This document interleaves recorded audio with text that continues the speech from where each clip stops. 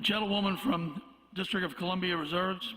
For the first time in history, a chamber of the U.S. Congress approves statehood for the District of Columbia.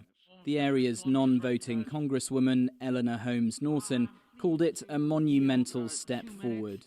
The legislation, though, is all but certain to be voted down by Republicans in the Senate, who call it unconstitutional.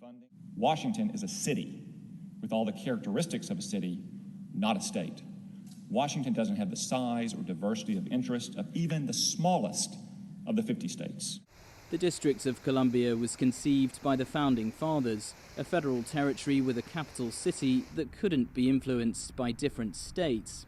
Washington, D.C. now has a mayor and city council, but no full members of Congress, despite residents paying federal taxes. African Americans make up almost 50% of the district's population. Democrats argue its current status deprives them of full voting rights. For longtime campaigners, Friday's vote is just the latest step along the road to more representation. Ann Anderson remembers 1964, the first year DC residents were allowed to vote in a presidential election. People came out of the polls going, I voted. So we have to think about Washington, D.C. as actually a very young democracy, which is ridiculous in the oldest democracy in the world. But there it is, because then we had to figure out how to run ourselves and make that happen. Don't shoot!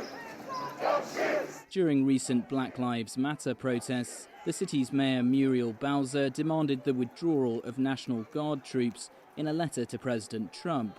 Unlike a state governor, she doesn't control the troops, highlighting the limits of her authority. This latest bid for statehood is set to fail, but campaigners are hoping the 2020 US election could give them a way forward. If Democrats take back the Senate and the White House, another statehood bill could be back in Congress in 2021. Giles Gibson, CGTN, Washington.